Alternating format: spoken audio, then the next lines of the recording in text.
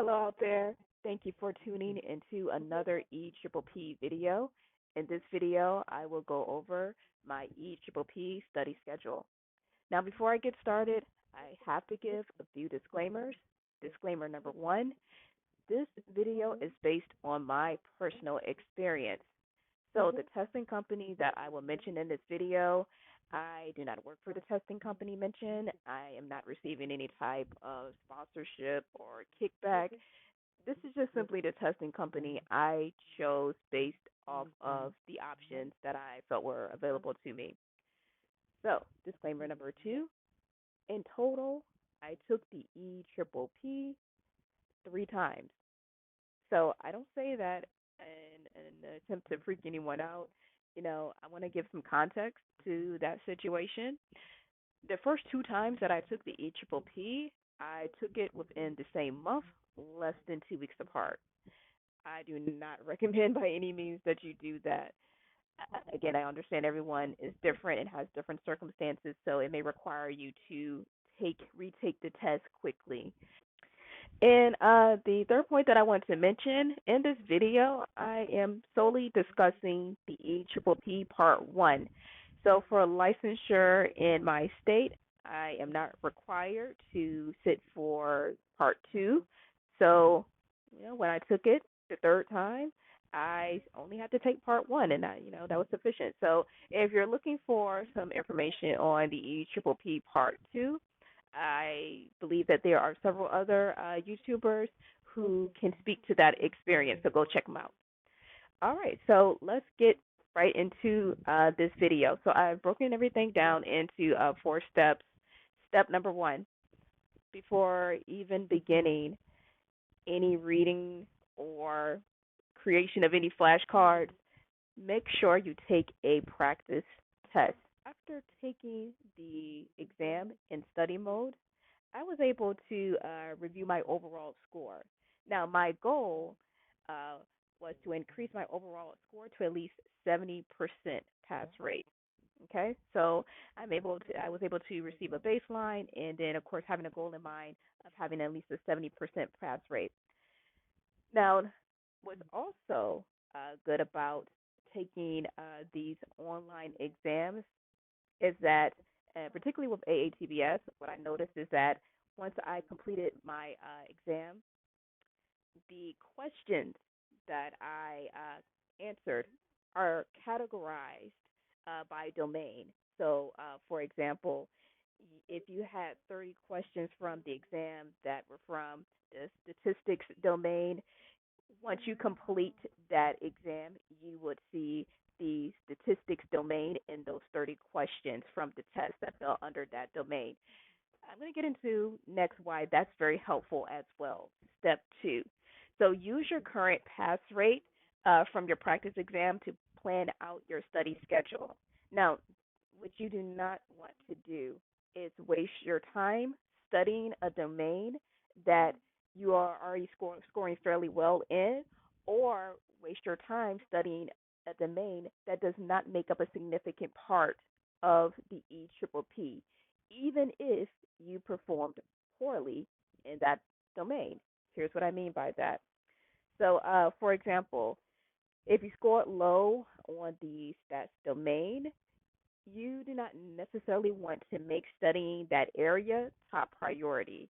That's because when we break down to each of those domains into categories of highest priority to lowest priority, the stats and research domain actually is the least emphasized on the EPPP. You want to make sure that you are planning out your study time, focusing on the domains that are most heavily emphasized on the EPPP. This is extremely important. So, the most heavily emphasized domains on the EPPP, let's call them Category A domains, include ethics and abnormal psychology. Following that category, the next category, Category B, are the domains that are somewhat emphasized on the EPPP. These domains include clinical psychology, IO psychology, lifespan development, learning theory, and physiological psychology. Finally, category C, or the least emphasized domains on the EPPP, include statistics, test construction, psychological assessment, and social psychology.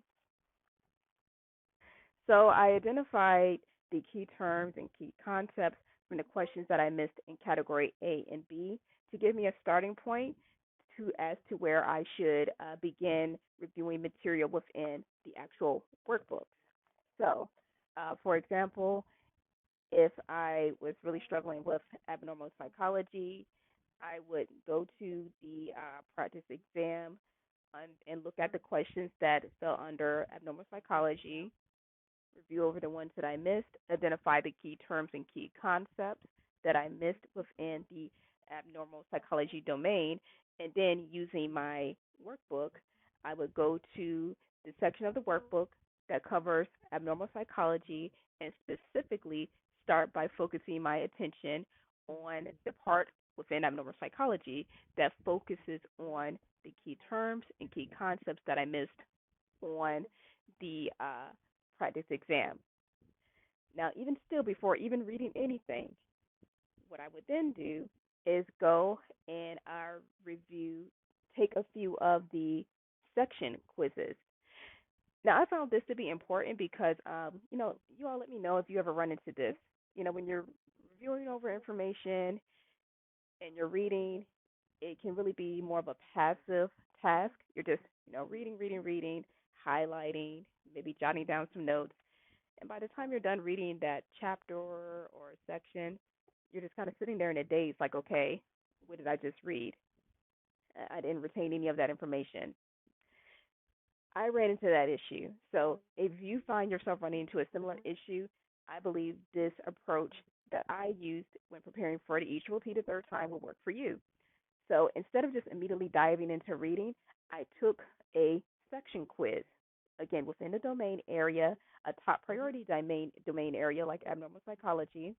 I took a section quiz to almost like confirm again what key terms and key concepts I needed to really focus on. So as I'm taking notes, I'm creating mnemonics.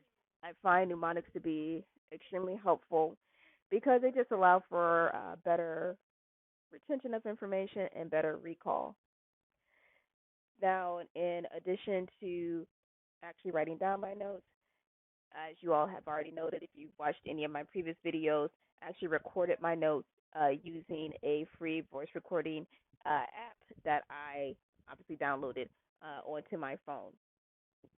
So in total, I kept up this process of taking a section quiz, uh, writing down notes using mnemonics, reading those notes aloud into a voice recorder. I kept up this process for about 2.5 months. And so I want to actually make note that how you cycle through the material will depend on how you're scoring in the category A and B sections, and of course, looking at your overall pass rate. Again, I would say shoot for at least 70% of an overall pass rate. You also want to pay close attention to how you are performing in those category A and category B domain areas. And so, based on how you're progressing along, you can allow yourself more or even less time in studying for the EPPP. So finally, step 4, at least 2 weeks prior to test date, I focus solely on taking the practice test in test mode. At this point, I did very minimal to almost like I don't think any review of material. By this point, it was either I knew it or I didn't. So my focus, at least 2 weeks before the actual test date, were to focus solely on taking the practice exams in test mode. So again, taking the test in test mode allowed me to pace myself.